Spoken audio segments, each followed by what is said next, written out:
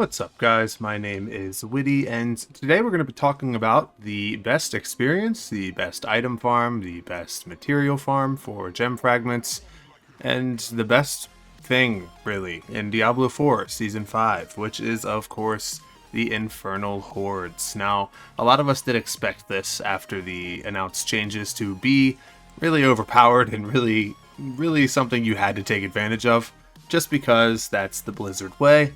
And everyone was right about that. It is very overpowered. It got me and my buddies, a couple of groups of us, to level 100 on day one, very early on.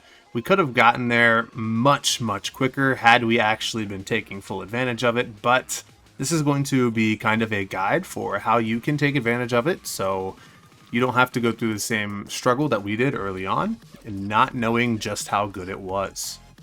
So, the first couple things that are important, there is going to be a Wowhead link in the description or some other link that will show you how to complete the seasonal quests.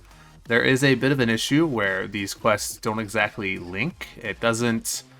How do I word this? When you complete the first quest, it doesn't necessarily auto-start or tell you where to go for the second one. So, there are a lot of people who have had some trouble, us included, with finding that second quest because it's not listed as a seasonal quest either, and you can see how that could cause some problems. Now, once this quest is complete, which is actually the same one that we did in the PTR, you're able to craft these compasses here in the Occultist under the Craft Sigils and Infernal Hordes tab. As you can see, you can craft all of the tiers up to 8. I'm going to be showing you guys a tier 3 today, which is just level 100 monsters, because realistically, on your way to level 100, you shouldn't need to go above 3 or 4, and 3 is just easier for me to talk while doing it. So, I am obviously on a sorceress. I would strongly recommend you play a build that has a lot of AoE clear. You need a lot of screen clear for this kind of thing, because the objective is to kill everything as fast as possible. And we'll go over that a little bit more when we're doing this live and running through one. So let's go ahead and get started with doing that. You will, of course, right-click the compass the same way you would a Nightmare Sigil and start the interaction. When you hit Tab to open your map, or M, or whatever key it is, you can teleport to it the same way you would a Nightmare Dungeon too. Now, once you get into the Horde, there will be a singular monster for you to kill that kind of functions as a start button, and that will get the ball rolling for the entire little mini game, so to speak. Once that guy dies, as you can see, you will start to have waves of monsters. Now, it doesn't look like anything yet, but as you clear a wave, it just gets bigger and bigger. There are these flashing events on the minimap. You want to target these and focus these as much as humanly possible. There are spires, there are masses, there are boss spawns, there are all kinds of things that you need to concentrate on. This is what the boss spawn looks like here. You need to target him, get him down, move on to the next one.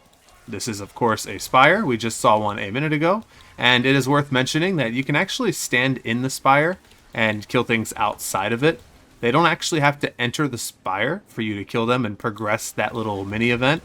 I think it may be intended that they do, but it's not the case as of right now, so I'm on the fence whether or not I should tell you to take advantage of it, but we sure did, so it is what it is. Now, once you have completed a wave, of which you can see there are 6 of them, you will have 3 pylons that you can choose between. They will have pros and cons, which are, of course, neatly laid out with orange and green text. There are some that are significantly better than others. None of these are actually good, so this works as kind of a teaching moment. Most of the Soulspire changing mods, so to speak, are all bad. You don't really want these when your main objective is to farm as much ether or aether or whatever it's called as possible. It does empower nearby foes, which obviously makes the monster stronger, but it will pull the foes inwards towards the Soulspire, which, as you saw, doesn't really last long to begin with, so again, it's not really that useful. The hellfire raining upon you is what it sounds like. It's just it's like the helltide meteors that just land everywhere. This could be make or break. This could kill you pretty easily if you're not prepared, and thus it is usually not worth it unless it is the best option available. The slaying etheric masses slow you is a useless mod entirely. If you have really bad resource struggles, this could help push you through, but beyond that, it's really, really bad because you're really not slowed for that long, and you won't go through enough monsters in that time for this to be worth it. Now, because these are all bad, we're actually going to take the one that pulls foes inwards to Soulspires because it's not really a negative. And we're just going to move on and progress through this as we would.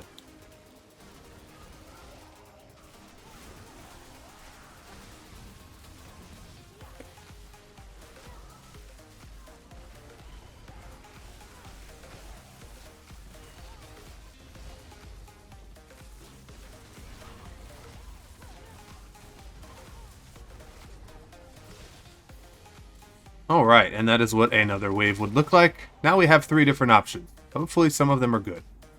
This one just simply increases regular monster damage and gives us a little movement speed. Not really useful unless you're a very, very slow build, which, hey, maybe this will help keep you alive. Then we have another Soulspire modifier, which makes the Soulspires drain health. You may recognize this from Season 4 Helltide Spires. One of them used to do this, I forget the name of it, but generally speaking, this isn't a good option either, unless it is the best one here. In which case, it is, unfortunately. So, etheric masses, which are the masses that you saw I basically two-shot, this essentially makes them grant 1 more ether every time you kill them. It is good when paired with something like forcing the masses to spawn at the beginning of every round, which is another modifier we haven't seen yet. But we don't have that, so currently we would obviously rather take the +2, especially considering we've already buffed Spires once. So now anytime we do get the Spires, they'll just be even better, and since they're gone so quickly, you might as well play into what you get. That way you're not all over the place and risking losing a bunch of progress that could be made. Let's see what we get. Now, this is one of the best ones you can get.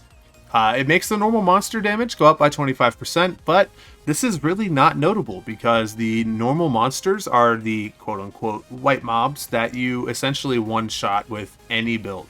And so these things never really hit you to begin with. Because of that, it's essentially just a free pro, which is obviously making the Ether events spawn 50% faster. And this is incredibly useful when paired with something else. We will talk about that hopefully in one of these coming waves, but for now we're going to look down here and see that this is one we've already seen, pretty much useless. And another one that is pretty much useless, sadly. This one does require 2 times the kills and provide 2 times the ether instead of just +2, but that's essentially +2 because we only get 2 from them currently. And generally speaking, I'd rather have the event more often. This is probably mathematically a little bit better since we've already built into Spires, but I'm going to go with this one and hope that we get the mod that we're looking for in the next wave. Hopefully we can get the one we're after. It is not going to be this useless one, but it is that one. Now, this will cause Hellborns to appear in the Hordes, and this is the best single source of ether that we have discovered in the entirety of the Infernal Hordes. There are a lot of Hellborns spawned as a result of this, and if you can handle killing them, keeping in mind that they are a lot weaker than the version you're used to from the Helltide, then this is the one for you. And you can stack onto this by increasing the amount of Hellborns that are spawned, by increasing the amount of ether that they drop, etc., etc., etc., and this is the perfect mod to pair with making the ether events 50% more often. You will have 2 Hellborns spawn, they're gone just as quick as they arrived, and now we have 4 of them. And each of these guys is going to drop somewhere between 1 and 3 ether. I haven't actually looked and kept track of it, but you can see they non-stop spawn. You can easily stack up over 500 ether in just a solo tier 3, which is 25 openings of the chests that we're going to go over here very, very soon. We are on to the last of the waves. This one is going to have a couple of good options, it looks like. This makes masses deal unavoidable damage, and it is what it sounds like.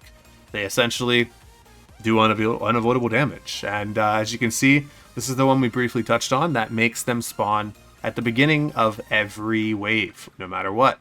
This is good if you want to build into masses, but you essentially need to get this on the very first waves, because if you don't, you don't really know it's coming, and you can't really build into it. This guy here is just the useless one we've seen a few times, and this one is the Ether Lord of Death. Now, this is another one that is paired very, very nicely with the bursting masses here that makes them spawn at the beginning of every wave, because it then gives you Lords of Death that eventually provide +3 ether each, and you can just see how that compounds. Now, we do have some Lords of Death now, so we are going to go ahead and choose that one, and we will get to the next wave, just like we've gotten through all the rest of them. Alright, and that is going to be our 6th and final wave.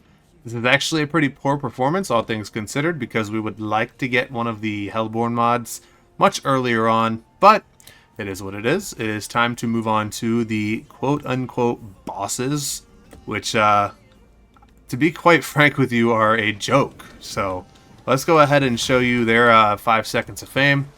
We go ahead and just group them together with some kind of AoE build, and we mow them down like it's nothing.